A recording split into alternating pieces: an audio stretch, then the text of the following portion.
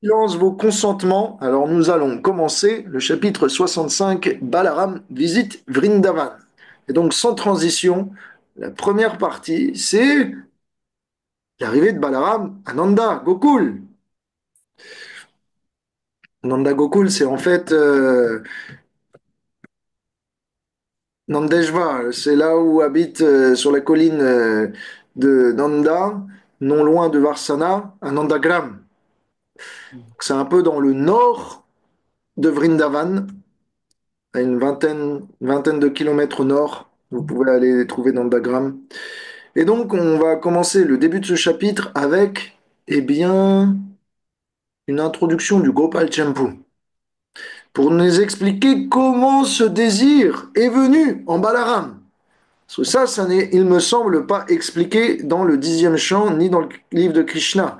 Alors, eh bien, j'ai feuilleté entre les lignes et en cherchant d'autres écritures, j'ai pu, eh bien, vous dénicher un peu plus de nectar. Wow, merci. Donc, le Gopal Champu de Jiva Goswami nous introduit le chapitre de cette manière. Un jour, Balaram, en pleurs, des larmes ruisselant le long de ses joues, a approché de manière privée Krishna en lui disant: Tu es venu secourir tes parents, Vasudev et Devaki, mais pour ce faire, tu as laissé derrière toi Nanda Maharaj et Yashoda Mata, qui ont le désir insatiable de te retrouver. Depuis alors que tu es parti de Vrindavan, tu n'es jamais revenu même une fois dans cette terre. Pourquoi les fais-tu donc brûler dans le feu de la séparation? N'est-ce que tu n'as donc plus aucun souvenir de ta famille d'avant? Quel est le plan que tu gardes dans ton cœur? Je ne le sais pas. Dis-moi, s'il te plaît. Krishna répondit alors à Balaram dans sa chambre. Si je désobéis la commande de mes parents, Vasudev et Devaki, ici à Dvarka, comment cela-t-il va pouvoir m'être auspicieux, favorable dans le futur? Je ne peux retourner dans mon pays de naissance, à Vrindavan, que si Vasudev et Devaki le désirent et l'autorisent. Et parce qu'ils ne le font pas, de cette façon, je souffre terriblement. L'anxiété est là pour moi jour après jour. Je désire jour après jour le retour à Vrindavan. Cependant, Balaram, puisque mes parents ne me l'autorisent pas, vas-y donc, toi, va, Vraj, et donne du plaisir à ces habitants qui se meurent en notre absence. Alors, Balaram approuva la décision de Krishna et donc approcha Vasudev et Devaki et demanda permission. Pas simplement pour lui, mais pour Krishna aussi, qu'ils aillent ensemble, retourner à Vrindavan, voir leur famille d'adoption, si on peut dire. Mais Vasudev et Devaki ont dit non, Krishna va rester. Balaram peut partir. Nous ne donnons pas la permission à Krishna. Alors Balaram, les yeux qui commençaient à devenir rouges, se mit en colère et dit à ses parents: Chers parents, comment Krishna et Balaram peuvent être considérés comme différents? Je suis lui et il est moi. Nous sommes tous les deux les fils de Nanda et Yashoda. Si vous me donnez permission à moi, vous devriez lui donner permission à lui aussi. Nous sommes inséparables. En réalité, ce n'était qu'avec la permission insistante de mère Rohini, Rohini qui se trouve à Dvarka, la mère de Balaram, ce n'est qu'avec son appui insistant que Balaram put obtenir la possibilité de partir. Et donc après que Balaram n'eut que la possibilité pour lui seul de partir, il se prépara et alla voir juste avant Krishna en privé. Alors, Krishna lui rappela, eh bien, la nuit qu'ils avaient passée lors du festival qu'on appelle le festival de la pleine lune de Holi, qui est en fait ce qu'on appelle Gora Purnim, qui est en fait, eh bien, la naissance, le jour de la naissance de Chaitanya Mahaprabhu. Donc ici, Krishna et Balaram se rappellent le jour de la naissance de Chaitanya Mahaprabhu, qui est la pleine lune du festival des jeux de couleurs, où on se lance de la poudre, etc. C'est ce qu'on appelle le festival Holi Color, les couleurs de Holi. Donc c'est un festival très connu en Inde, et peut-être vous avez déjà même joué en vous balançant de la poudre de toutes les couleurs sur votre visage et sur les autres. Et donc, eh bien, durant leur enfance, ce jour-là, cette pleine lune, en cette saison, qui avait eh bien, déclenché, rappelez-vous, dans le chapitre 34, la venue de Shankashuda, ce démon qui était avec un joli joyau sur son turban et qui avait essayé de subtiliser les gopis de Krishna devant leur nez. Cette nuit-là, en fait, eh bien, Krishna et Balaram avaient fait leur propre danse rasa, chacun avec leur propre gopi. Et donc, Krishna eh bien, rappelle à Balaram ce soir-là. Et Krishna, après avoir remémoré à Balaram ses divertissements, il partagea ce désir. S'il te plaît, va à Vrindavan en premier, même si c'est sans moi. De toute façon, tu es plus âgé, c'est préférable. Tu peux, par ta présence, remplir les habitants de Vrindavan dans la plus grande des joies. Et si les gens, même en te voyant, notre famille, nos amis, sont toujours anxieux et mécontents, alors je te donnerai mon pouvoir de pouvoir me faire apparaître devant eux quand tu seras là-bas. S'il te plaît, Balaram, aussi accepte pour femme toutes ces jeunes gopis qui pensent à toi et qui t'attendent et qui ont fait vœu de chasteté, ne désirant que ta main, et qui étaient trop jeunes à l'époque pour se marier avec toi.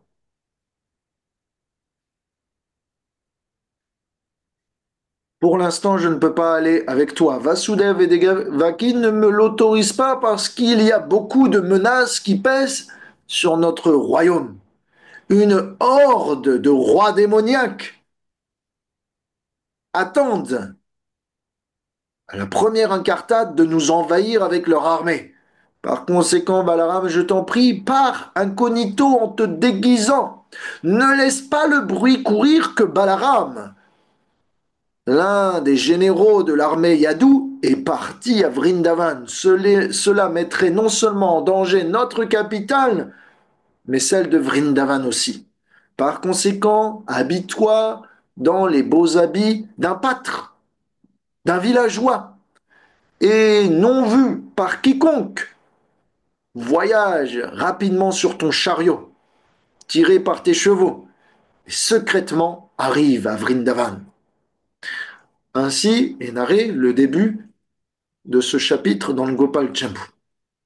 Donc maintenant, on reprend le fil du Bhagavatam, du livre de Krishna. Ainsi, un jour, une fois, Balaram, euh, enthousiaste à l'idée de retrouver ses bien-aimés amis, monta son chariot et voyagea jusqu'à Nandagokul, qui est en fait Nandagram, au nord, nord, nord-est, nord-est, même nord-nord de Vrindavan.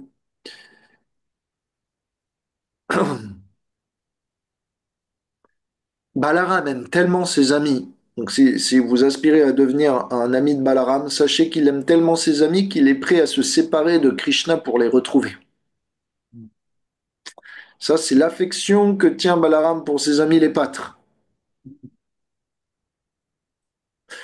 Et parce que Balaram a tant d'affection pour ses amis les pâtres que Krishna s'est vu obligé de lui donner permission de partir même sans lui.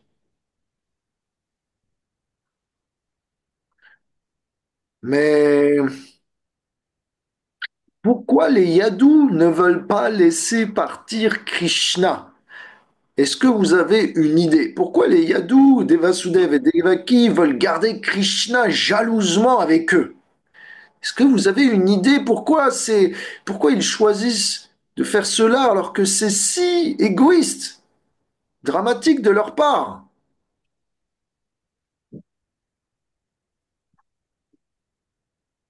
Peut-être qu'ils ont peur que s'il va à Vrindavan, il ne reviendra plus parce qu'ils savent que Ah, lui, il est très bien là-bas. exactement. Si Krishna arrive à Vrindavan, parce qu'il aime tellement Mère Yashoda et Nanda Maharaj et les Gopal et Gopis, il ne pourra jamais plus les quitter une seconde fois. C'est ça qu'ils ont peur. Les Yadus savent que Krishna préfère les habitants de Vrindavan.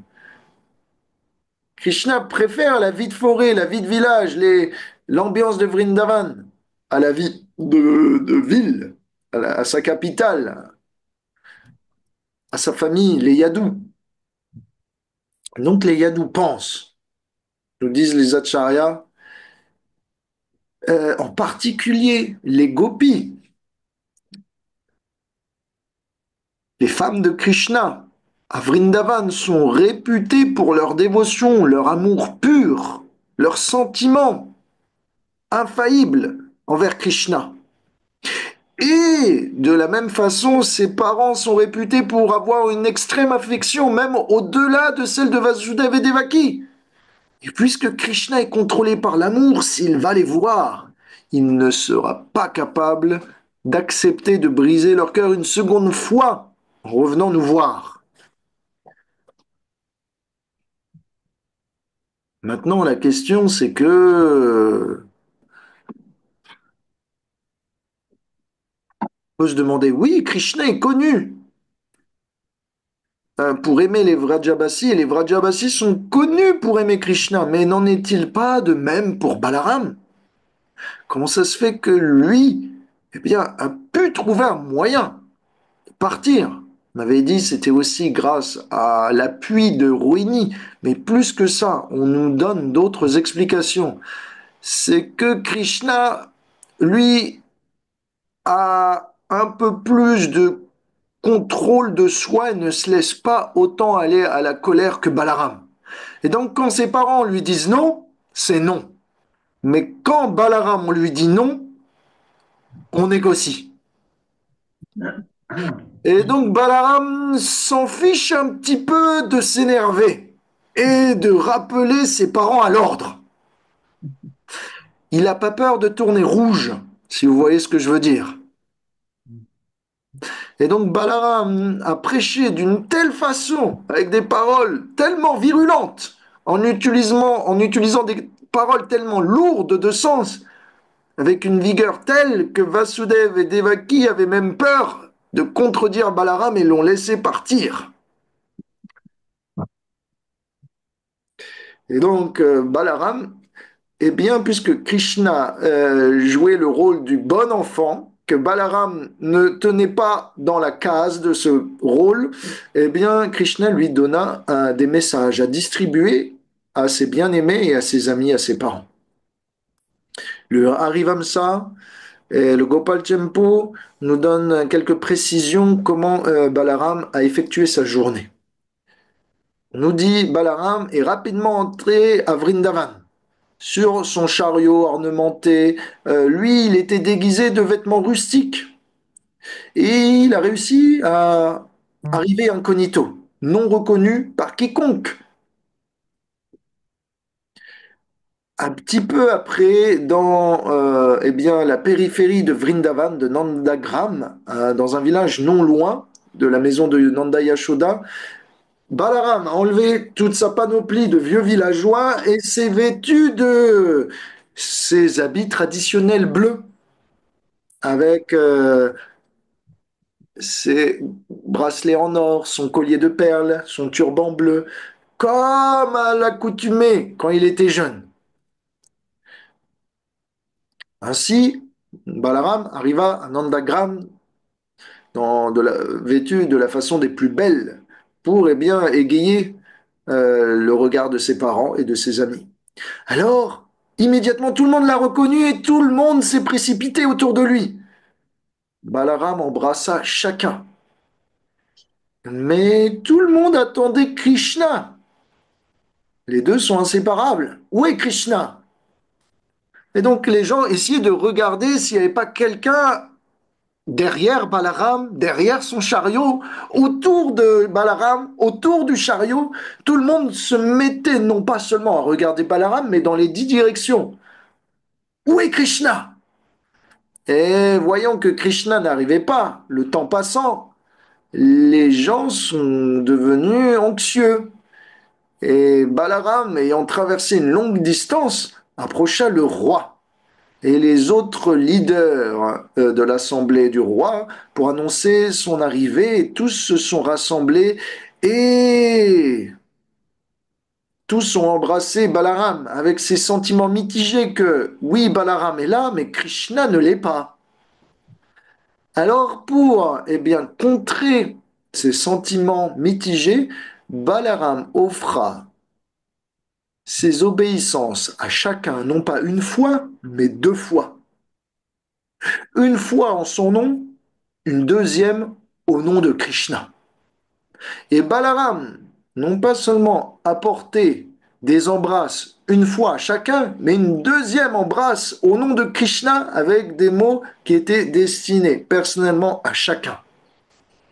De cette manière, tout le monde se sentait bien satisfait que Krishna se rappelle d'eux avec des paroles personnalisées.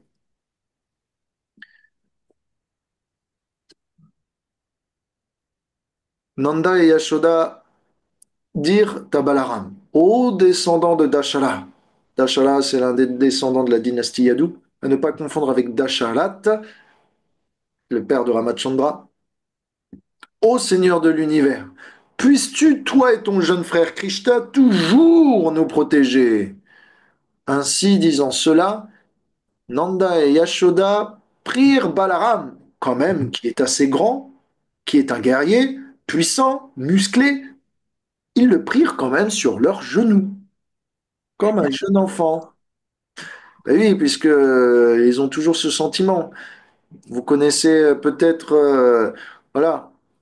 En particulier, je me souviens quand ma grand-mère, c'était vraiment le cas, même peu importe l'âge que j'avais quand j'arrivais, elle me disait toujours mon petit chéri, mon petit poussin, prendre la joue comme ça. Donc voilà, vous avez, pour une mère, c'est naturel, pour une grand-mère, c'est naturel. Vous voyez vos petits grandir, mais dans votre cœur, ils sont toujours vos petits. Pareil avec Nanda Yashoda. Et donc ils ajoutèrent, partout nous entendons que toi et ton frère sont les seigneurs de l'univers. Alors pourquoi ne protégez-vous pas vos vieux parents par votre présence? La mère reine Yashoda, pardon, ajouta, si vous restez, toi et Krishna, pardon, je reprends, si tu restes, toi avec moi, donc Balaram avec Yashoda, et que Krishna reste avec Rohini Devi, Rohini qui est la mère de Balaram, alors tout le monde sera content. La félicité sera dans les yeux de Rohini, en compagnie de Krishna, et la félicité sera dans mes yeux, en ta compagnie, Balaram aussi. Donc Yashoda manifeste eh bien, beaucoup de bonheur en compagnie du fils de Rohini, qu'elle considère comme son fils, et qu'elle a élevé d'ailleurs comme cela. Balaram répond, j'ai fait des arrangements pour que bientôt, avec le temps, vous puissiez rencontrer Krishna de nouveau et rester avec lui pour toujours. Dans le même temps, voyant une ouverture, je suis venu vous voir pour quelque temps, Krishna a déjà tué Kamsa, Narakasur, et tout un tas de démons imbattables ou héroïques. Quel danger reste-t-il pour lui, sa famille Vasudev et Devaki et les Yadus? Eh bien, il y reste quelques démons du nom de Dantavakra, Shishupal, Pondraka, le roi de Varanasi, Shalva et Jarasandh sont parmi les leaders qu'il reste à Krishna de terrasser pour pouvoir revenir vous voir en toute sécurité. Donc on le verra, eh bien, le reste du livre de Krishna traitera aussi eh bien, de la défaite de ces démons.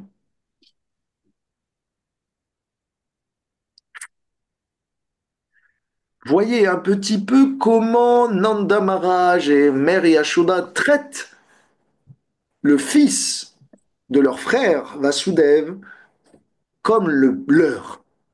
Et ça, vous voyez, c'est la mentalité de Vrindavan, c'est la façon dont on considère les autres. Il n'y a pas que de l'affection pour sa bulle familiale, il y a de l'affection élargie. Bien que Balaram ait plus ou moins été adopté par Nanda et Yashoda, que Vasudev a placé Rohini en compagnie de Nanda et Yashoda parce que Kamsa menaçait de tuer son enfant.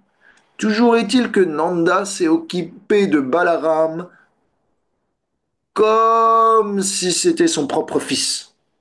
Ça, c'est la vie de Vrindavan. On considère tous ceux qui viennent prendre refuge auprès de nous comme des membres de notre famille et on les fait sentir de cette façon sans les traiter différemment. De la même façon, si vous prenez un jour refuge auprès d'un guide spirituel, d'un enseignant, d'un gourou, euh, si, et que votre gourou eh bien, quitte son corps, par exemple comme moi, mon maître spirituel a quitté son corps il y a quelques années, et donc certes, j'ai été initié par lui, mais si je demande de l'aide à une autre personnalité spirituelle, celui-ci me traitera comme un de ses disciples, s'il m'accepte.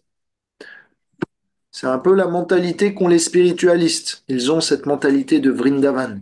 Quiconque a besoin de nous, quiconque cherche refuge auprès de nous, dépend de nous, on doit lui donner tout secours.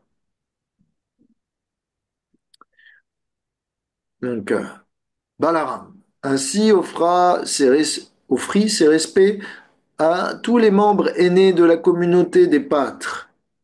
Il accepta aussi eh bien, de recevoir la bienvenue respectueuse présentée par les nouvelles générations. Il souria à tout le monde, prit leurs mains, eh bien, échangeant personnellement avec l'un d'eux, selon l'âge, le degré de fraternité et de liens familiaux. Ensuite, il se reposa. Et le Seigneur accepta par la suite un siège confortable, et tous se sont réunis de nouveau avec lui. Avec une voix tremblante d'amour pour lui, tous les pâtres dédiés à sa cause lui ont demandé des questions à propos eh bien, de la santé des habitants de Dvarka. Et en retour, Balaram demanda des nouvelles de la santé des habitants de Vrindavan. Balaram avait remarqué une chose, nous dit Jiva Goswami, c'est que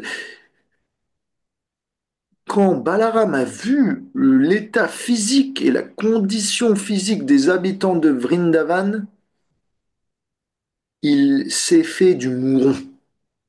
Il voyait que les gens avaient maigri, qu'ils étaient émaciés, parfois pâles.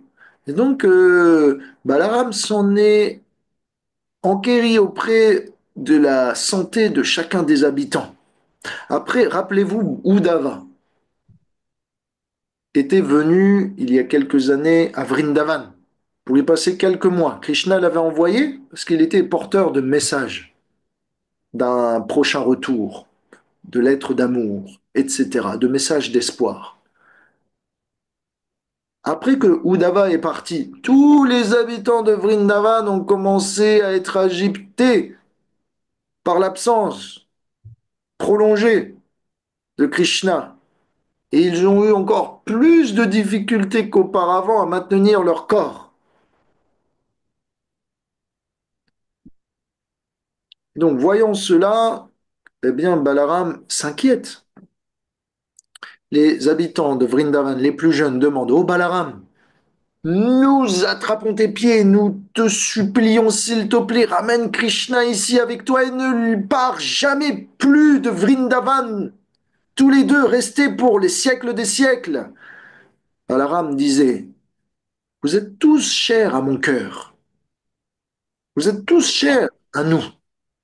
Plus que les membres même de la dynastie de Dvarka. Alors quelques pâtres aînés dirent: Oh Ram, comment vont ta famille là-bas? Pendant que les plus jeunes demandaient: Oh Ram, qu'est-ce que vous faites avec vos enfants, avec vos femmes là-bas? Est-ce que parfois il vous arrive de nous souvenir de vous souvenir de nous, pardon?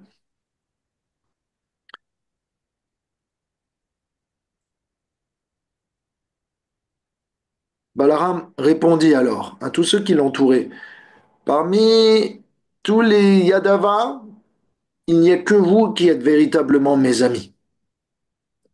Nous avons passé notre enfance et joué tous ensemble avec vous. Vous nous avez nourris, vous nous avez protégés. Comment pourrions-nous supporter le mal qui vous est fait par la distance, par notre absence? Nous avons fait tellement d'activités ensemble, comme garder les vaches, par exemple. Nous sommes liés éternellement à vous. On ne vous oublie pas. D'autres pâtres alors ajoutèrent: C'est notre grande fortune que Kamsa, cet être vil, a été tué pour la cause de Vasudev et Devaki et des Yadus à Mathura, et que maintenant tout le monde a été libéré. C'est aussi notre grande fortune que les Yadus ont tué et défait tant d'ennemis, et que maintenant ils peuvent trouver la sécurité dans une grande forteresse.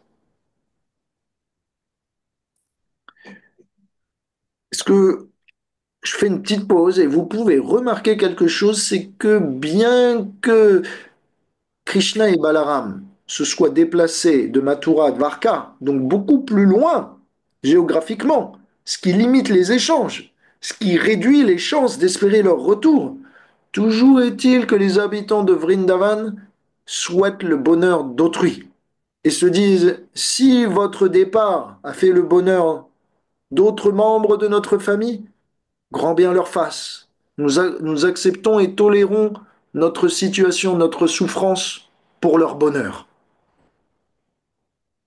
Et donc, ils pensent aux bienfaits d'autrui et ignorent leur propre souffrance.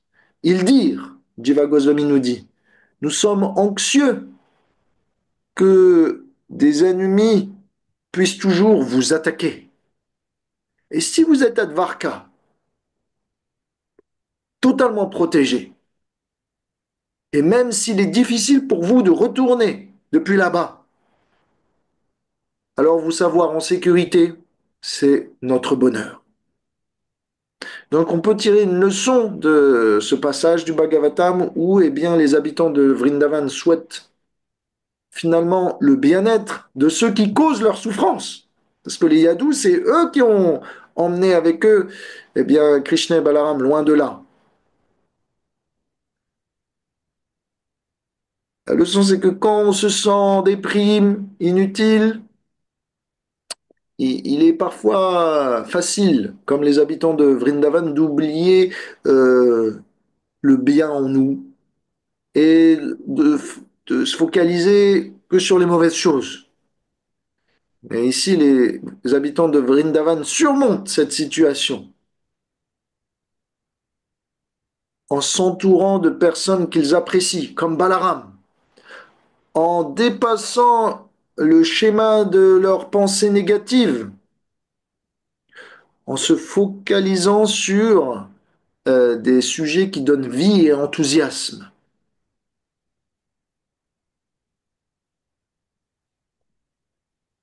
Donc, si vous avez des difficultés à trouver l'enthousiasme, que vous vous sentez limité, entourez-vous de gens énergiques, positifs, ou simplement trouver des sujets positifs. C'est ce que font bien, les habitants de Vrindavan pour oublier le fait que Krishna leur manque.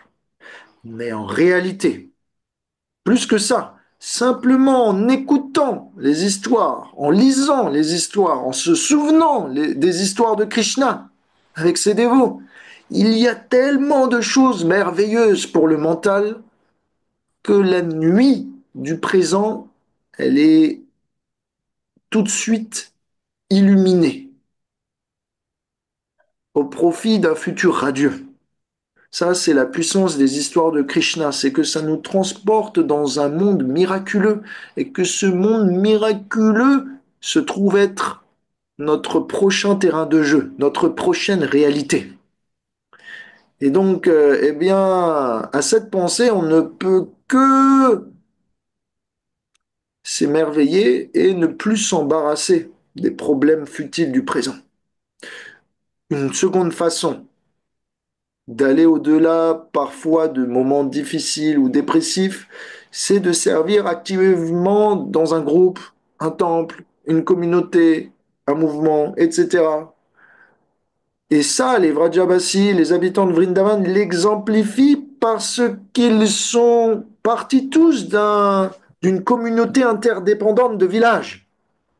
Ils vivent tous entre eux, ils sont tous connectés. C'est la base du troc et de la vie de village, c'est qu'un village est dépendant d'un autre. Tout le monde se connaît. Ça, c'était la vieille France, si on peut dire, la façon dont fonctionnait autrefois la société. Et donc, ce qui se passe, c'est que dans une communauté, vous êtes encouragé, apprécié. Et par votre participation, par votre sentiment d'utilité, par les encouragements que vous recevez, tous les problèmes disparaissent. Et aussi en servant des personnes qui sont, à nos yeux, respectables, en servant donc des grandes personnes, des grandes causes ou des lieux historiques, eh bien nos limitations deviennent moins un sujet de déjection. Plutôt notre contribution devient une source de fortification.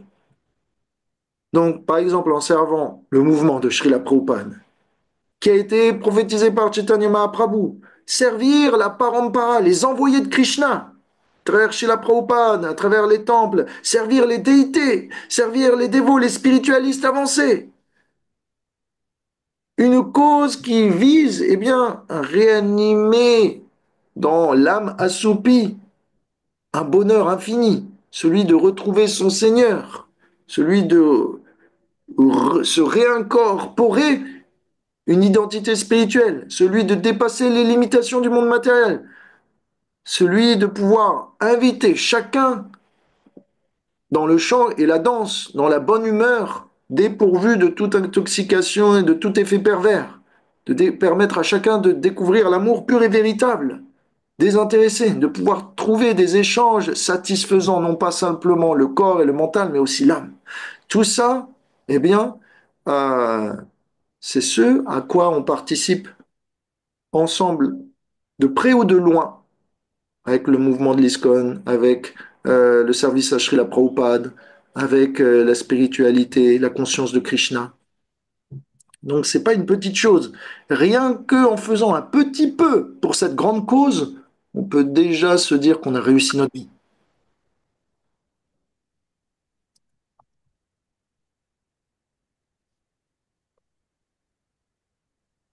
Ok. Je- euh, vous voulez dire quelque chose?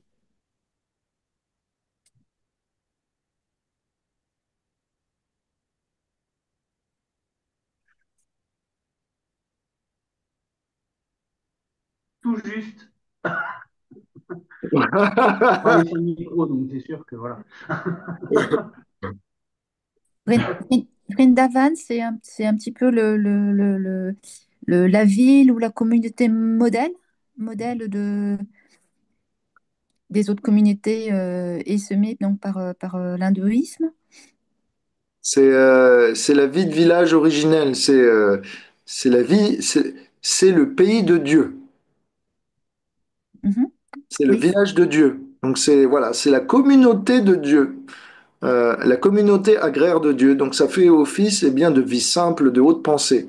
Mais dans le monde spirituel, il n'y a pas que cette forme de société. Comme on voit, il y a Dvarka aussi. Donc dans l'univers de Dieu, il n'y a pas qu'une vie de village. On peut aussi préférer la vie de ville.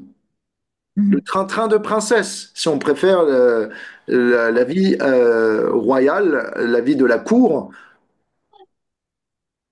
Donc il y en a pour tous les goûts et les couleurs. Mais si on doit prendre un modèle d'échange simple, généreux, doux, amoureux, Vrindavan est là pour vous.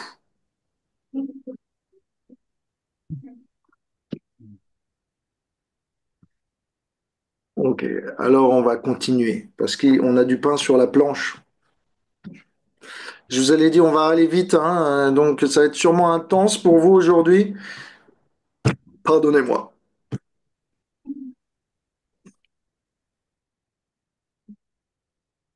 Donc, Balaram est allé plus tard, après toutes ces retrouvailles, porter une lettre de Krishna à ses gopis en privé.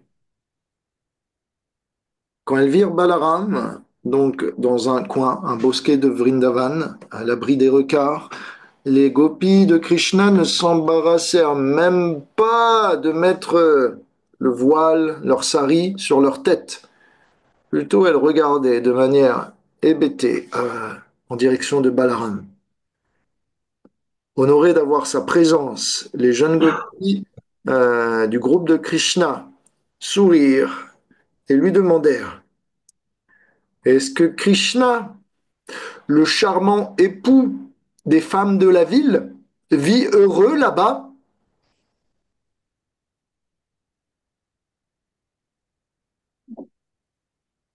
Balaram répondit: Comment pourrait-il être heureux séparé de vous?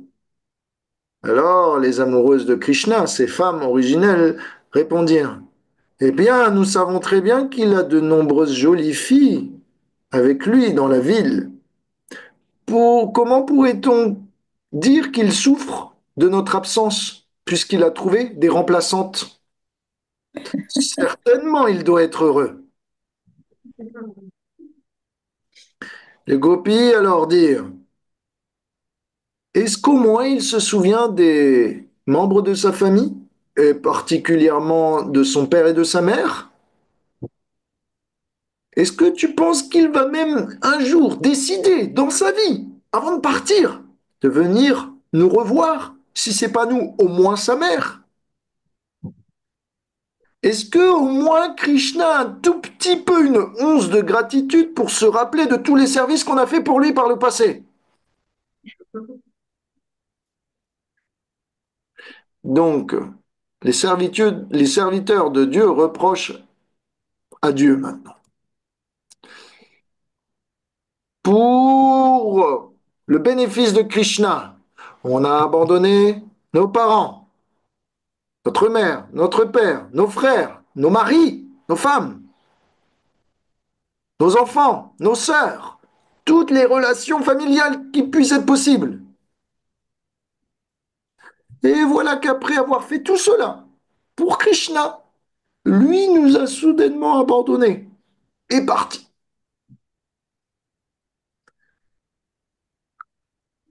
Et pourtant, malgré tout ça, comment les femmes pourraient-elles faillir à ne pas croire ses promesses? Krishna parle tellement merveilleusement que nous n'avons d'autre pouvoir que de croire ses paroles,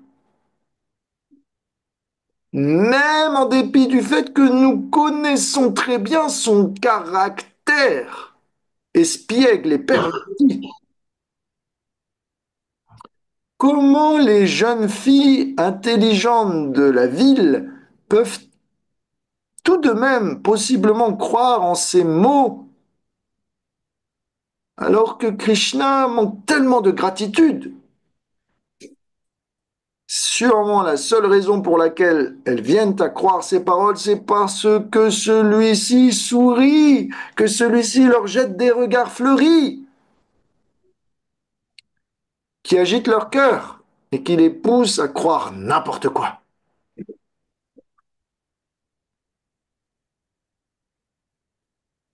Un autre groupe de gopis interjecta. Pourquoi parler de Krishna, cher gopi, pastourelle? Plutôt parlons de quelque chose d'autre. S'il passe son temps sans nous, apprenons à faire de même. Elles ajoutèrent. Le temps passe pour lui et nous, mais la différence réside dans le fait que lui passe son temps heureux et nous non.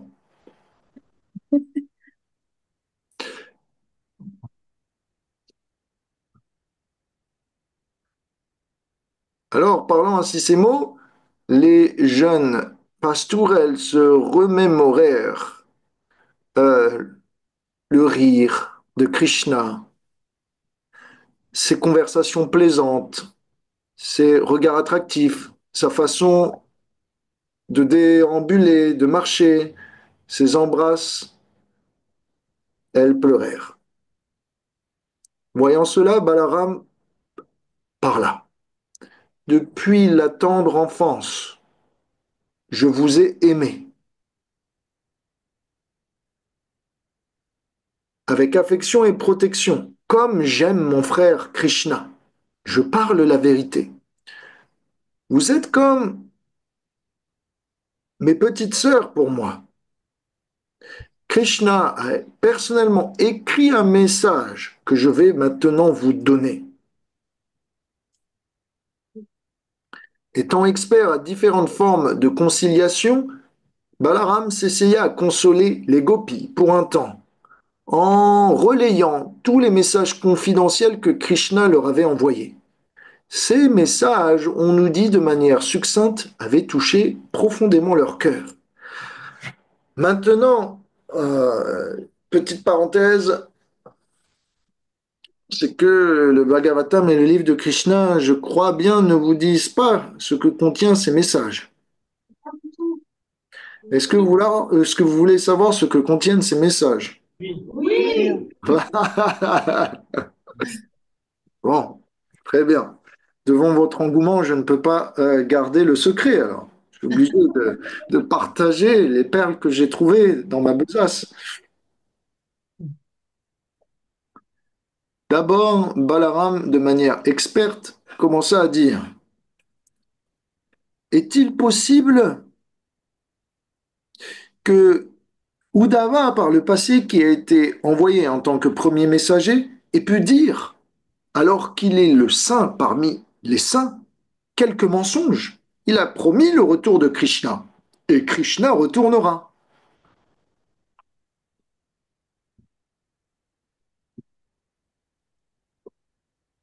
Krishna écrivait dans sa lettre, comment est-il possible que j'envoie Balaram, lui qui est véridique, vous dire des mensonges et des balivernes?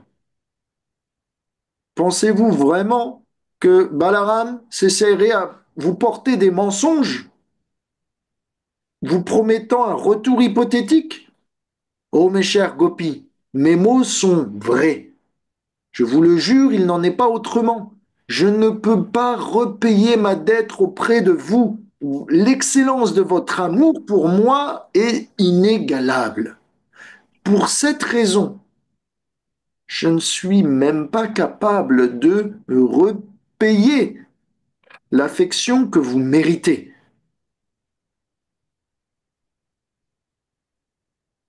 Balaram arrêta de lire la lettre de Krishna et regarda les gopis en y plaçant un commentaire. Jamais je n'ai vu Krishna, jamais on a entendu parler de Krishna dansant, jouant des instruments, étant si magnifique avec d'autres personnes que vous.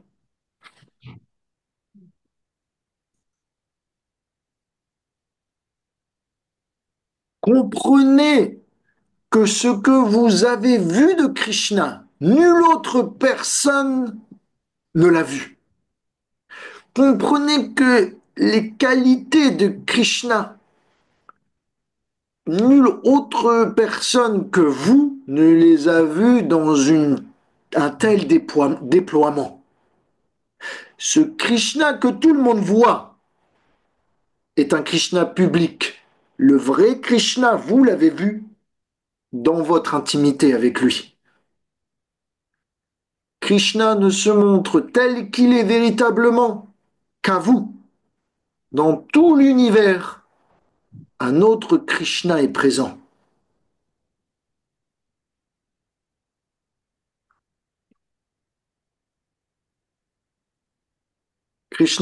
Balaram reprit donc la lecture de la lettre de Krishna. Si je ne suis pas partout présent dans mes royaumes, que sont Vrindavan et Dvarka, ils ne peuvent pas en réalité continuer à être parfaits, complets et exister. Je réside toujours avec vous, bien que vous ne le voyez pas. Mon cœur cherche toujours à retourner auprès de vous. Et pour ça, je dois tuer rapidement les ennemis de mes saints amis. Après quelques jours, je retournerai dans les pâturages de Vrindavan. Alors Balaram reprit un autre message de Krishna qui disait bientôt je retournais. Auquel Balaram ajouta, cher Gopi, si Krishna faillit à sa promesse à cause de quelconque événement impromptu, j'irai moi-même à Dvarka le prendre, l'apporter de force pour vous. Je ne suis pas un petit serviteur obéissant comme Uddhava l'est. Je peux bien sûr décider pour Krishna, je suis son grand frère. Et puis Balaram, voyant que les gopis étaient toujours, malgré toutes ces tentatives, ses arguments, sa logique, le bon sens, malgré les mots d'amour de Krishna, voyant qu'elles étaient toujours décontenancées, Balaram utilisa une autre technique, celle de la colère. Balaram s'enragea et dit, maintenant je vous prie, amoureuse de Krishna, soyez en paix. Krishna vous tient plus cher à lui que des millions de fois sa propre vie. Si, quand je retourne, je viens lui dire que je n'ai pas pu vous pacifier, comment Krishna croyez-vous qu'il va souffrir? Est-ce que c'est bien cela que vous voulez voir? Voulez-vous vraiment causer par votre attitude la peine de Krishna? Je vous le redis, moi, son frère, vient bientôt vous le ramener. Alors finalement, voyant que cela ne suffisait pas, Balaram utilisa les pouvoirs que Krishna lui avait conférés de pouvoir le manifester, ici, présentement, devant eux. Alors Krishna se manifesta personnellement devant les gopis comme s'il n'avait jamais quitté, comme s'il était là. Et il était là. Et de cette manière, alors, les gopis purent, à leur contentement, apprécier la présence de Krishna et elles furent consolées. J'ai une petite question. D'après vous, à qui Krishna révéla le plus de détails à propos de sa vie intime, à son frère ou à son ministre? À son ministre. Balaram. Alors, qui dit le ministre? Levez la main. Ok. Deux mains. Qui dit le frère? Le ministre, c'est Oudava, hein, et le frère, c'est Balaram. Donc, sachez que la réponse, c'est que Krishna révèle plus de détails à propos de ses sentiments envers ses femmes, ses compagnes, à Uddhava qu'à Balaram. Ça peut paraître étrange, mais Krishna ne peut pas parler ouvertement de ces sujets à Balaram. Pourquoi? Parce que Balaram est lié intimement aux pâtres, à tous les pâtres de Vrindavan.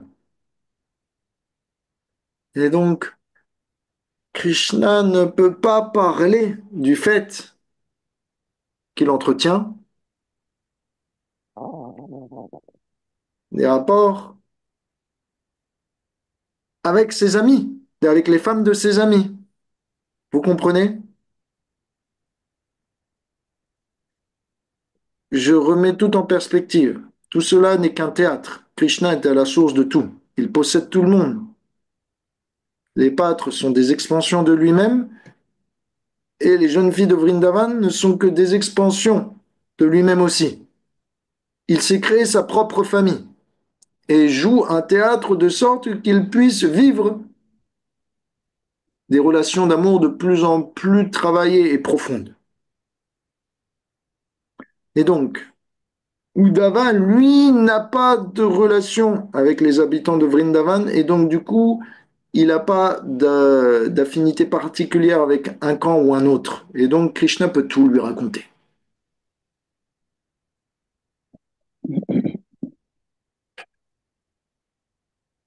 Le prochain jour, les gopis dirent à Balaram, accepte en mariage ces jeunes femmes dont les hanches sont fines, qui sont tes femmes éternellement. Ces gopis qui ont tout abandonné pour toi et qui ne veulent appartenir uniquement qu'à leur Seigneur. Accepte-les. Mais Balaram euh, répondit qu'il fallait mieux d'abord demander la permission à ses parents. Alors il arriva devant Nanda Maharaj et Mary Yashoda. Radharani et toutes les gopis intelligentes placèrent leurs requêtes devant Mary Yashoda que Balaram devait maintenant se marier et qu'il y avait des prétendantes et qu'elles attendaient que lui. Balaram dit, je pense quand même, tout de même bien réfléchi, que ce n'est pas le moment. Ces actions, certes, je les accomplirai, mais pas ici et maintenant. Parce que tant que mon frère, petit frère Krishna n'est pas là, comment pourrais-je tenir un festival sans sa compagnie? Dès qu'il sera revenu, alors nous pourrons célébrer mon mariage avec les villageoises de Vrindavan. Et tous approuvèrent cette décision. Alors, on nous dit que Balaram, eh bien, résida pendant 2 mois. Celui donc de Gorapornim, qui est mars, celui de Madhava, celui qui est avril, mars-avril. Donc, presque le printemps, le printemps. Durant ces nuits, eh bien, il effectua de nombreuses sorties nocturnes avec ses compagnes. Alors, est-ce que vous voulez des informations sur les compagnes de Balaram? Qu'est-ce qui les différencie avec les gopis de Krishna? Oui, Oui? Ça vous intéresse? ah oui. Ok. Je vais vous dire ce que nous dit Sridhar Swami et Jiva Goswami.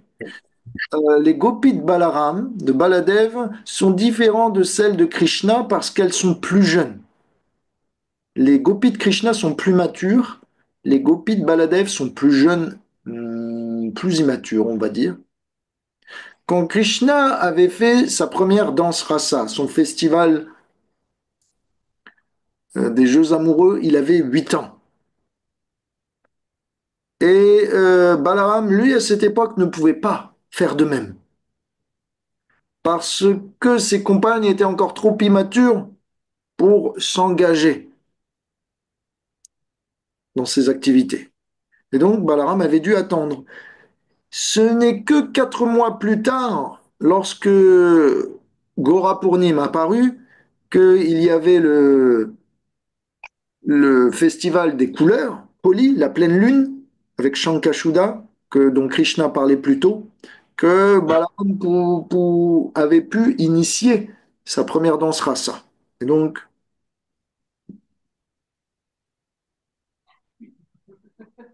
les gopis de Krishna et les gopis de Balaram ne participent jamais ensemble. Comme il y en a un groupe qui est plus jeune et un groupe qui est plus âgé, elles ont des mentalités différentes.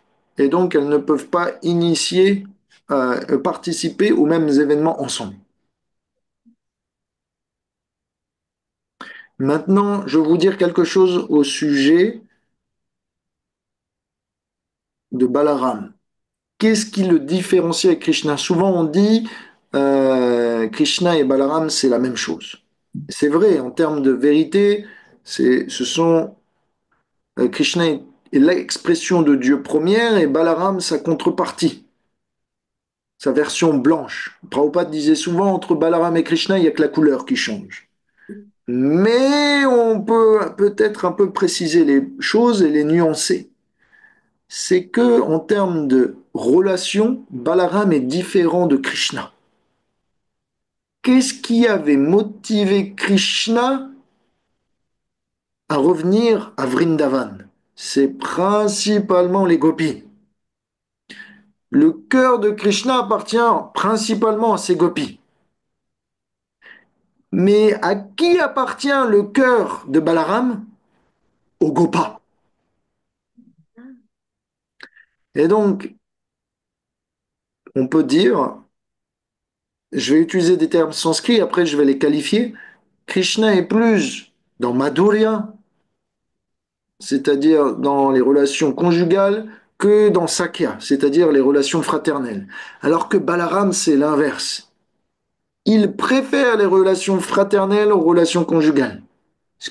Ce qu'il y a dans la pensée de Balaram, c'est ses amis. Alors que ce qu'il y a en particulier dans la pensée de Krishna, ce sont ses femmes. Et donc, on avait lu au premier verset de ce chapitre que ce qui avait motivé Balaram à revenir à Vrindavan, c'est la pensée de ses amis IS et non pas IES. Et donc, c'est un gros point qui différencie Balaram. Balaram préfère, entre guillemets, ses amis IS et Krishna préfère ses amis IES. Donc, si vous voulez toucher le jackpot avec Balaram, soyez un ami. Je peux vous demander de revenir sur un mot. Vous avez dit que Krishna Mhm. euh, euh, préférait les gopis et Balaram préfère quoi donc? Les Vous Gopas. avez dit amis, mais les quoi? Les Gopas. Les gopas. Ah, les gopas, gopi, gopa. D'accord, Ouais, merci. au féminin, le gop, c'est pâtre, pastourelle. Avec le i, c'est féminin. Avec le a, c'est masculin. Ah, d'accord. Et donc, je rappelle, je rappelle, juste pour qu'on soit bien d'accord, que Krishna ne fait que jouer avec ses énergies ici. L'adultère, la polygamie, tout ça n'existe pas sur le plan de Dieu. Tout provient de lui et tout lui appartient naturellement. Tout ne fait qu'être engagé à son service. Et tous à son service ne font qu'en expérimenter le plaisir d'être avec la source.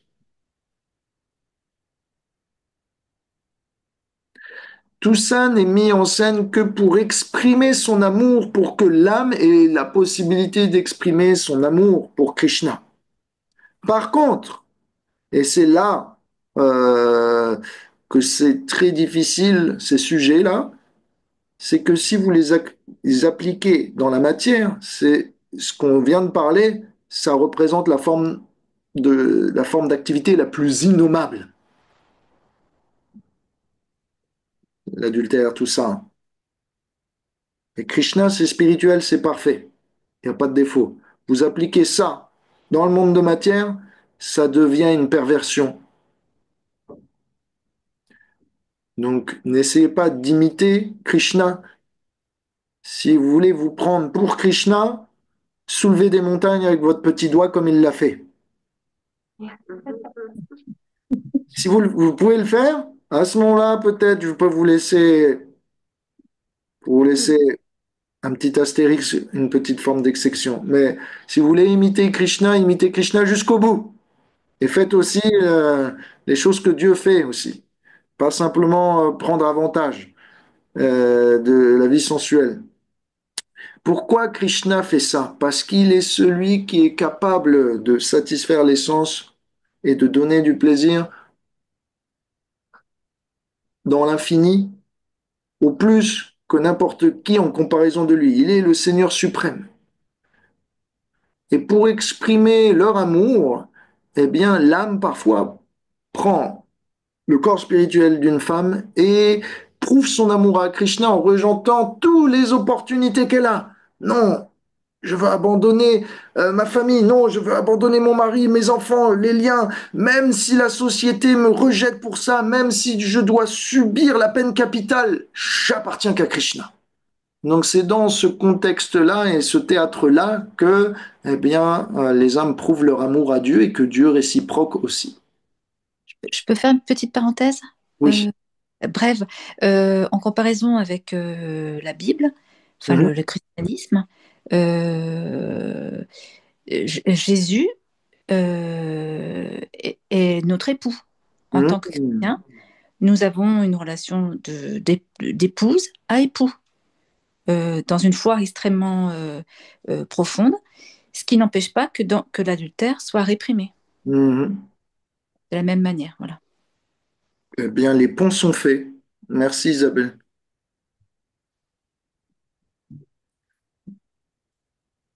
Donc, eh ben voilà, tout va bien. Mais c'est important de pouvoir enfin, je pense que tu me comprendras, Isabelle, c'est qu'on a besoin de rappeler ça régulièrement parce que c'est dangereux. Quand je lis ça, parfois je me dis, est-ce que je dois vraiment lire ce que j'ai sous les yeux? Parce que si on interprète ça, ne serait-ce qu'un degré de la mauvaise façon, ça peut nous apporter un drame autour de nous, etc. Et le drame de la vie spirituelle et matérielle. Donc, ok, maintenant on a fait le panneau danger, on remballe le panneau de danger et on continue dans notre puits de nectar, dans les activités de Krishna. Donc, et de Balaram. Et donc, en compagnie de ces femmes et de ces compagnes éternelles, au nombre illimité, eh bien, Balaram gambadait et jouissait dans les jardins de la rivière Yamuna, sur ses berges. Ces jardins étaient illuminés des rayons de la pleine lune et venait caresser ces bosquets une brise chargée de l'odeur des lotus qui s'ouvraient. Vishwanath Chakravarti nous dit cet endroit, c'est Ramgat. Ramgat, j'y suis allé lors de mon parikram l'année dernière, en novembre. C'est isolé comme pas possible. C'est vraiment une galère à y aller, mais ça vaut le coup. Euh, c'est très bien préservé. Il y a un beau temple, une belle mourti de Balaram. C'est encore bien fleuri. C'est à côté d'un petit village perdu. Il y a beaucoup de pans qui chante. Donc on peut encore sentir l'atmosphère. Et la Yamuna passe encore. Donc ce qui il y a 5000 ans eh bien, est toujours d'actualité. Envoyée par le demi-dieu Varuna, la divine Varuni, déesse de la liqueur, euh, fit eh bien, couler du tronc des arbres, du creux des arbres, de la sève euh, qui fit que l'entière forêt eh bien, était affublée d'une odeur et d'un arôme exquis. La déesse de la liqueur, Varuni, est la fille de Varuna. Et elle nous est dit dans les Shastras qu'elle est née eh bien, du barattage de l'océan de lait qu'il y avait eu entre les démons et les anges. Donc pour ça, il faut lire le Bhagavatam. C'est là où Danvantari et tout ça sont nés. Bon, bref.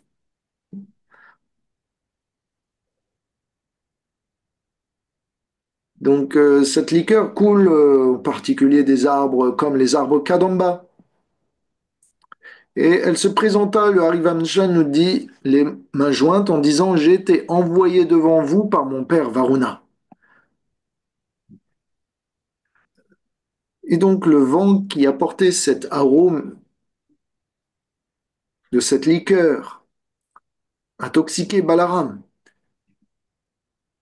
Et cette odeur attisait son sens de la descente. Et donc il devint très assoiffé.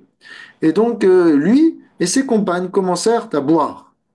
Alors, dans le ciel, des Gandharvas chantaient ses gloires.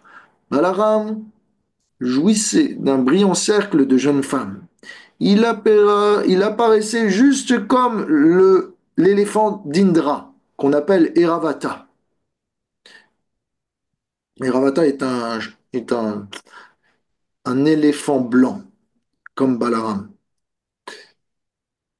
À ce moment-là, des tambours retentirent dans le ciel et les Gandharvas faisaient pleuvoir des fines pétales de fleurs pendant que des grands sages chantaient les faits héroïques du Seigneur. Pendant que ces faits étaient ainsi chantés, Halayuda, qui est un nom de Balaram qui veut dire le porteur de la pioche, et qui était donc en ce moment en présence de sa pioche, eh bien errait ici et là en état d'ébriété. Ses yeux roulaient sous les effets de la liqueur. Intoxiqué et plein de joie, Balaram joua dans les jardins de fleurs, pendant qu'il portait une guirlande appelée Dvejayanti, donc de 5 couleurs de fleurs. Il portait une boucle d'oreille. Donc si vous imaginez Balaram, combien il porte de boucles d'oreilles? Une. Une et pas deux, d'accord? La spécificité de Balaram, c'est qu'il porte pas deux boucles d'oreilles, mais il n'en porte qu'une. Et donc, si vous êtes un jour devant la Mourti de Balaram et qu'il y a une boucle d'oreille qui tombe, ne dites rien. C'est Balaram qui vient de l'enlever.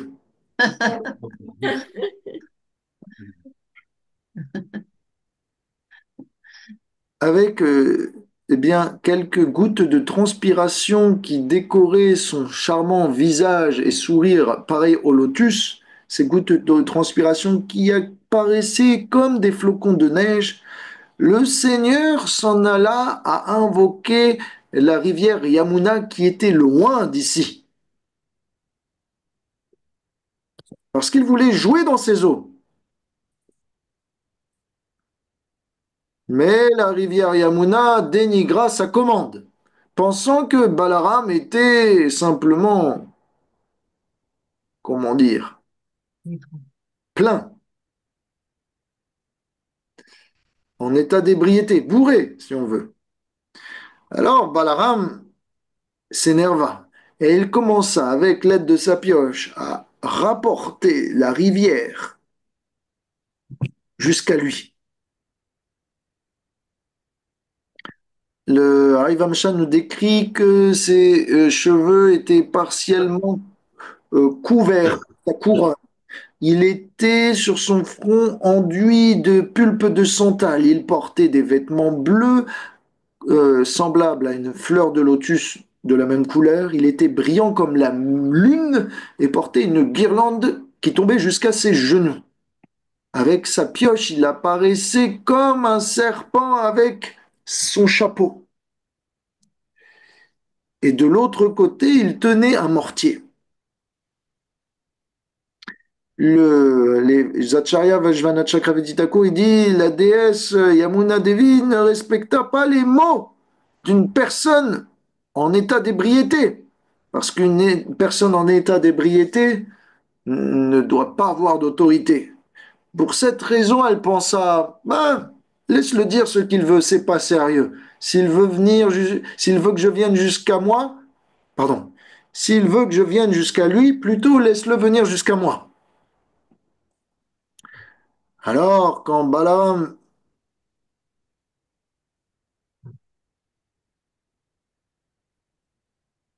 quelqu'un voulait dire quelque chose? Non. Ok. J'ai vu un message apparaître sur un... Ok, on continue. Balaam dit, alors toi, qui es si pécheuse, ou pécheresse, pardon, tu ne viens pas quand je t'appelle, et plutôt tu souhaites suivre tes propres caprices. Par conséquent, avec le bout de ma pioche, je vais donc t'apporter jusqu'à moi. En une centaine de ruisseaux. Balaram pensait, elle est si indépendante, puisque c'est cela. Faites qu'elle aille se répandre partout à sa guise, puisque c'est sa nature. Et de cette manière, puisque Yamuna Devi purifie n'importe qui se baigne, ou qui la voit même, eh bien Yamuna Devi va répandre sa miséricorde partout sur la terre de Vrindavan. Ainsi reproché par son seigneur, pardon, mais extrêmement effrayé. La déesse de la rivière vint à tomber aux pieds de Balaram. Et en tremblant, elle parla de la sorte.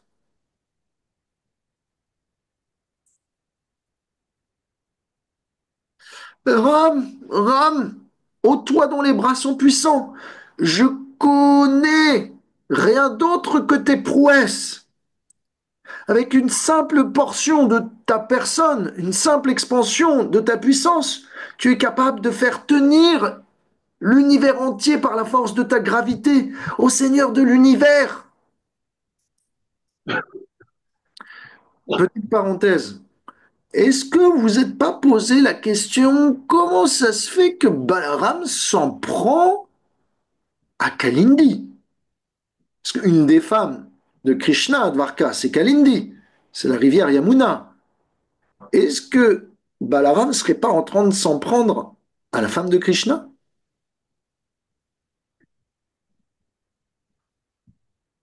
Eh bien, vu que lui, il est aussi Krishna, ben non.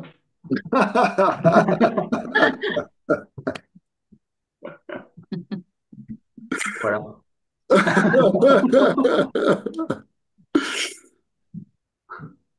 Tout est un, et un est tout. Oui, c'est une bonne réponse. Je suis un peu surpris, je m'y attendais pas en fait. Mais pour la forme. Pour la forme. Oh, est-ce que tu veux une autre réponse ou on s'arrête là? Oui, oui, oui. Ok. Oui. En fait, dans le sanskrit, euh, oui, dans le sanskrit, je lis bien, c'est ce que disent les acharyas. Ils disent que la rivière Yamuna est appelée la femme de l'océan. L'océan, c'est Varuna.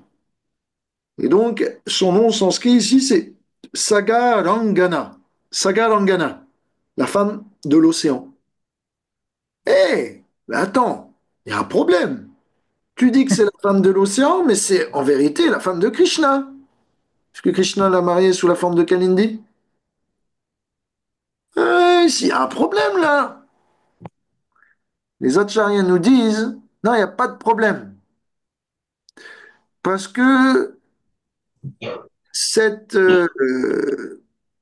quand Balaram appelait la rivière Yamuna, il appelait pas la femme de Krishna, Kalindi Devi, qui est en fait la déité présidente de la Yamuna. Il appelait l'expansion de Kalindi Devi. Oh là là! Ah, c'est compliqué, là. En fait, on apprend qu'il y a plusieurs déités en charge de la Yamuna. La Yamuna, c'est une expansion de Vishaka. Kalindi est une expansion de Vishaka. Et Sagarangana, c'est une expansion de Kalindi. Ouh, aïe, aïe, aïe, aïe.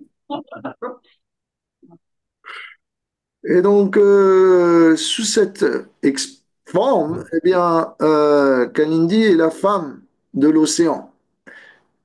Et donc, Balaram peut se permettre de la rouspéter. Parce que c'est plus la femme de Krishna, mais c'est la femme de Varuna, d'un demi-dieu. Est-ce que ça vous va ou c'est trop compliqué?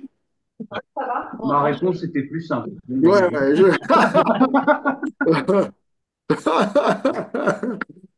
Si, si ça vous convient pas, hein, référez-vous à Krishnaras.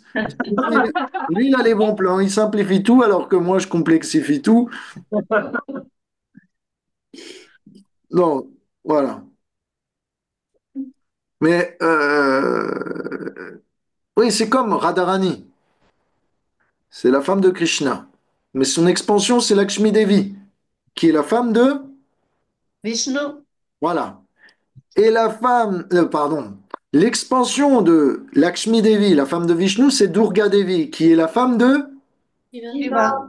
Voilà. Et toutes les femmes, attention, hein, écoutez bien, toutes les femmes sur Terre ont un petit peu de la Shakti de Durga Devi pour être attractives. Et oui, pas simplement. Qui est l'expansion de Lakshmi Devi? Sarasvati Devi. C'est la femme de Brahma. Gayatri Devi, pareil. Arshi Devi. On nous dit que c'est une expansion de Lakshmi Devi dans le Bhagavatam. Et c'est la femme de Prithu Maharaj, qui est aussi une expansion d'expansion d'expansion de Krishna. Ce qui se passe, je suis désolé, hein, c'est prise de tête. Ah non, c'est très bien. Non, non, on arrive à suivre. Vas-y, continue. Lâche pas le fil. Le jeu de poupée russe est incompréhensible. Mais je vais quand même emboîter les poupées dans les autres et finir tout ça et pas laisser le jeu à l'air libre. On va finir ce qu'on a commencé. Il y a quand même une leçon qu'on peut tirer de ça. C'est que Krishna, il est si généreux. Écoutez bien, il est si généreux qu'il est prêt à partager des parties de sa compagne éternelle sous la forme d'expansion, que ce soit Lakshmi Devi, Durga Devi, Sarasvati, Gayatri, Arshi, ou même vous. Vous avez des petites qualités de Radharani en vous. Ce qui vous rend magnifique, attirante, comme les hommes. On a en nous quelques reflets de Krishna, de ses qualités, ce qui nous rend aussi attractifs. Parfois, les qualités sont très bien cachées, alors on n'est pas vraiment attractif.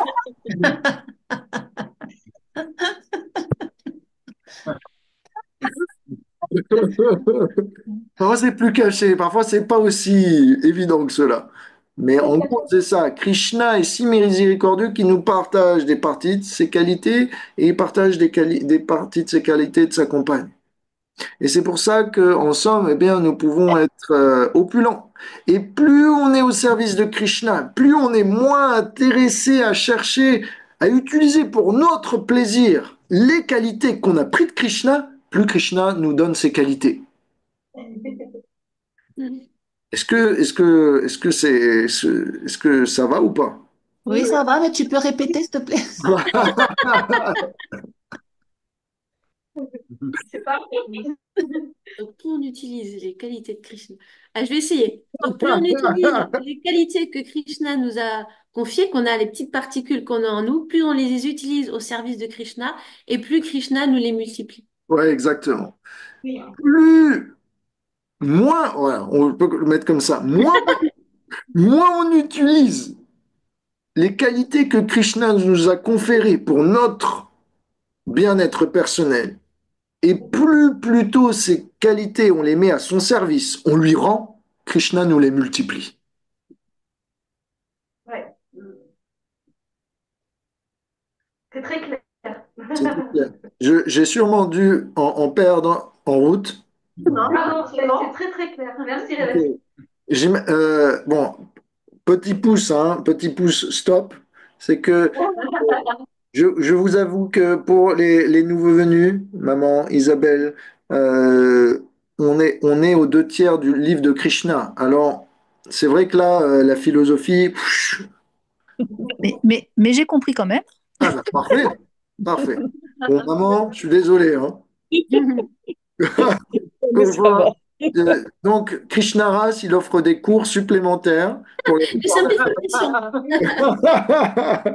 J'ai réduit les équations. Donc, tous les équations en suspens peuvent être repris par Krishnaras et on fait les cours du soir, d'accord? Pour les mauvais élèves, les retardataires. Et donc on reprend, on prend en cours de route, c'est normal que c'est plus facile d'emboîter les pièces dans les autres. Mais si vous êtes assidu, Krishna va vous donner l'intelligence, il réciproque. Donc, la leçon, c'est quoi? C'est que comme chacun de nous tient quelques qualités, si infime soit-elle, de Krishna ou de Radharani, eh bien, c'est ce qui donne du plaisir dans les relations et aussi même dans les objets, même dans la nature. Sans Krishna conférant quelques qualités à qui que ce soit ou à quoi que ce soit, il n'y aurait aucun plaisir dans la vie. Donc tout ce plaisir qu'on trouve dans la vie matérielle ou spirituelle, il dépend de Krishna. Parce qu'il a bien voulu y mettre un peu de ses opulences.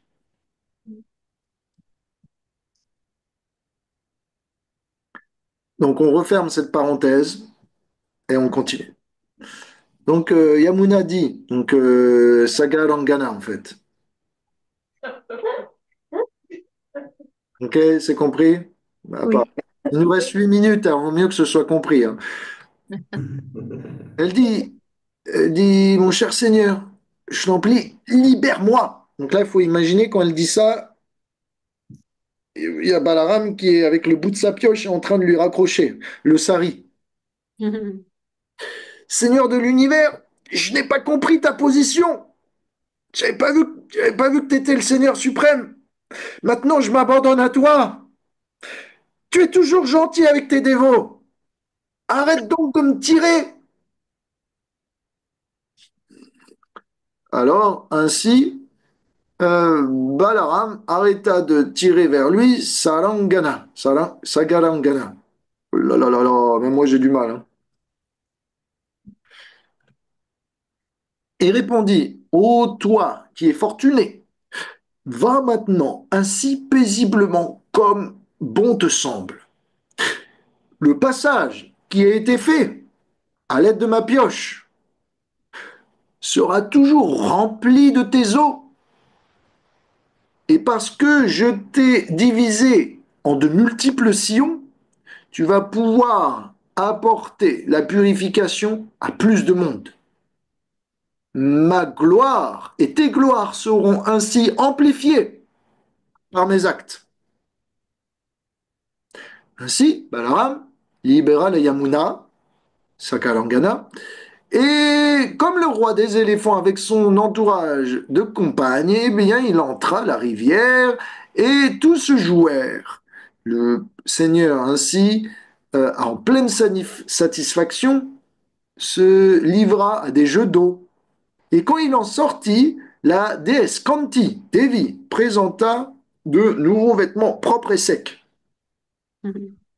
avec de précieux ornements et un brillant collier de perles. Selon le Vishnu Puran, les acharyas nous disent Kanti Devi est une expansion de la femme de Sankarshan. Sankarshan, c'est l'expansion. Balaram. Oh, je vais. Balaram. On arrête. Arrête. Arrête. C'est le chapitre des expansions. Alors vas-y, pense, vas-y. Vasudev, c'est l'expansion de Krishna à quatre bras dans d'autres planètes. Et Sankarshan, c'est l'expansion de Vasudev qui est l'équivalent de Balaram dans d'autres planètes. Donc c'est des formes à quatre bras. Et en gros, l'expansion de Sankarshan, eh bien, c'est Kanti Devi. Donc c'est une compagne éternelle de Balaram. Voilà. Quand Devi, elle vint te dire au Seigneur, s'il te plaît, accepte ces divins ornements pour tes oreilles, enfin, tes divins ornements, et pour ton oreille, une simple boucle d'or incrustée de diamants, et ainsi qu'un magnifique lotus allant dans tes cheveux, appelé Padma. S'il te plaît, accepte tout cela. Ce sont les ornements traditionnels que tu portes. Le seigneur Balaram s'habilla ainsi, avec voilà, des bracelets dorés, il apparaissait resplendissant comme Indra. Même aujourd'hui, quelqu'un peut voir, ça je vous l'ai dit et je l'ai vu de mes yeux, comment la Yamuna passe de manière multiple, de multiples canaux créés par la pioche de l'invincible Balaram, qui ainsi démontra la prouesse de sa puissance. Ainsi, Balaram passa des nuits, nuit après nuit, à jouir eh bien, de la compagnie de ses compagnes. Son mental était enchanté par la forme exquise et la beauté des jeunes femmes de Vrindavan. Il avait quel âge, du coup? Balaram, il a éternellement 16 ans, et 16 ans et quelques mois. Ouais. Les Radharani a éternellement 13 ans. Et les gopis de Krishna ont entre 12 et 13 ans. Et sachant que les gopis de Balaram sont plus jeunes que celles de Krishna, je vous laisse faire le calcul. Haribol. Ok.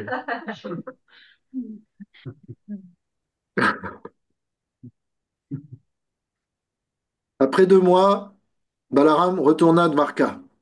Toujours portant les habits de voyageur, dressé comme à son habitude. Il embrassa Krishna quand il revint à Dvarka et Balaram se leva, pardon, oulala, Krishna se leva, lui offra un siège excellent et lui demanda comment vont ainsi les vaches et ses amis de Vrindavan. Balaram répondit de manière vague, oh Krishna, toutes les personnes à qui tu souhaites le bien vont bien. C'est ce qu'il a répondu. Il est resté assez générique. Mhm. Alors qu'on le sait bien, Krishna attendait plus de détails. Il avait quand même passé des lettres, etc. Donc il voulait plus que ça. Mais le Rivamsa nous dit, parce qu'ils étaient présents dans l'assemblée, que Vasudev et Devaki étaient là, que les Yadus qui jalousaient en quelque sorte un peu eh bien, la dévotion supérieure et l'amour supérieur des habitants de Vrindavan, eh bien, Balaram ne voulut pas trop en dire et simplement répondit de manière générale. En privé, par contre, plus tard, il parla plus profondément de la situation des gopis. Et donc, il est midi. Bravo. Et attendez, ah, mais non, il est 11h59 et donc c'est bien. Euh, Je vais vous poser une question, Oui, 30 secondes pour répondre. Est-ce que vous avez l'habitude d'entendre souvent, peut-être vous êtes ce genre de personne, une personne en public et en privé? Vous avez comme deux personnes en une. Oui, Oui. oui, oui, oui, il y a une adaptation. Est-ce que ça vous semble bizarre? non. Non. C'est Ok, ben les vous êtes. circonstances qui demandent ça. Comment? C'est les circonstances et l'audience qui Ah, demandent ça aussi. exactement, exactement. De la même façon que Balaram, il est une personne en public et Krishna, pareil, et qu'en privé, d'autres personnes. De la même façon, il n'y a pas de problème à montrer un visage en public, un visage en privé. Le problème, le problème, c'est quand vous pouvez pas révéler ce que vous êtes en privé, à aucun public même, ou que vous agissez en public comme si vous étiez en privé. Mhm. Genre, je me rappelle mon professeur, quand pour reprendre les élèves qui se sentaient un peu trop décontractés, il dit, eh, t'es pas à la maison là. Autrement dit, salis pas tout quoi. Commence pas à agir comme si c'était la maison. À la maison, on est décontracté. Généralement, à l'office, au travail, on est un peu plus orienté sur le fait d'accomplir des tâches plutôt que de mettre, plutôt que les relations. Donc, une autre attitude est demandée. De la même façon, parfois vous êtes dans le train et il y a des gens, soit ils mettent le portable comme s'ils étaient seuls. Ah, ça, c'est- Et pas simplement ils mettent le portable, mais ils parlent comme s'ils étaient seuls. Ou parfois, vous voyez des jeunes couples un peu tout feu, tout flamme, et ils s'embrassent comme, se touchent comme si il y avait personne autour d'eux. Là, il y a un problème. Parce que ben, nous, on n'a rien demandé, nous. ça ne regarde On pas. n'a rien demandé. Exactement. Fais ce que tu as à faire, mais dans ton coin. De la même façon, j'ai pas envie d'écouter toutes tes histoires de téléphone et de ta maison. Ça reste privé. M'embarrasse pas avec ça. Donc, j'ai pas envie d'avoir le spectacle de vos échanges amoureux et salivaires et tout ça. J'ai pas demandé, j'ai pas payé pour ça dans mon ticket de métro. Vous voyez ce que je veux dire? Donc là, il y a un problème. Après, maintenant, la génération d'aujourd'hui, elle nous dit non, il n'y a pas de problème. Pas de problème, liberté. Ouais. Là, si tu rentres dans ce débat-là, on va finir très tard, Ok, Mathieu. je vais clore le débat. Je vais clore le débat. On est bien d'accord avec toi. Mais voilà. Ok. Mais on a les mêmes, je pense qu'on a les mêmes- on est un peu tous de cette génération élevés différemment et que nos enfants sont un peu tous de l'autre génération, que c'est en train de changer, quoi. Mais bon, la leçon, on clore, tac, on clôt, on tire les rideaux. C'est que bah, de nos jours, les gens s'habillent, parlent, agissent comme si tout le monde devait être concerné par ce qu'ils font, par ce qu'ils disent, comment ils s'habillent. On, on s'expose sur les réseaux sociaux, on vend notre vie privée. La vie privée est devenue un business parce que ça nous aide pour être reconnus par le public. De la même façon, paradoxalement, tous ces gens qui exposent leur vie privée on se sent seuls et ont du mal à être compris. Donc vous avez 300 amis sur Facebook, 2000 followers sur Instagram, 50 000 vues sur YouTube, et pourtant, derrière la caméra, quand plus personne vous regarde, vous sentez seul. Et pourtant, vous avez exposé votre vie privée de bien des manières. Qu'est-ce qui fait que personne ne vous comprend? C'est le paradoxe de notre temps. C'est qu'on essaye d'être intime avec les autres publiquement, mais qu'on reste superficiel en privé. Et donc, la solution, parce que oui, je vais pas, il faut que ça finisse bien quand même. Non, sinon, il manque quelque chose. On peut pas être inspiré juste en dénonçant un problème. Il faut apporter des solutions. Donc Revati, il a réfléchi, il a cogité pour il a allé consulter les plus éminents psychologues pour vous, et il n'a obtenu aucune réponse. Et donc finalement, j'ai dû faire à ma sauce.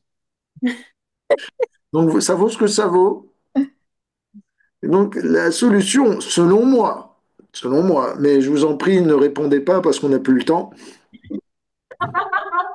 C'est cruel. Non, mais c'est cruel, Révati. Tu lances un débat, mais il n'y a pas de débat.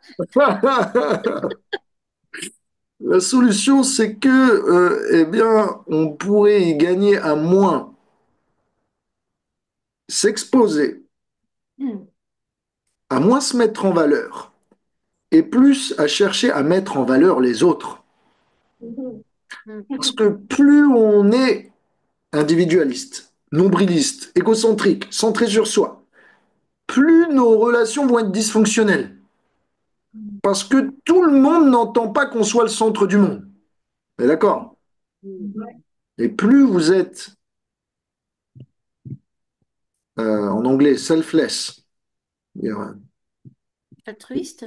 altruiste, désintéressé, euh, dénarcissisé, c'est un mot que je viens d'inventer, d'égocentrisé, eh bien, plus les gens vont être intéressés à vous comprendre et à vous connaître. Parce que vous cherchez à les servir et vous leur cherchez du bien sans attendre en retour. Et ça, les gens le sentent et donc ils vont naturellement chercher à vous connaître parce qu'ils voient que vous les aimez. Donc la conclusion, c'est que n'essayez pas de vous faire connaître pour que les autres viennent vous servir. Plutôt essayez de servir les autres pour que naturellement ils cherchent à vous connaître. Révati, bravo.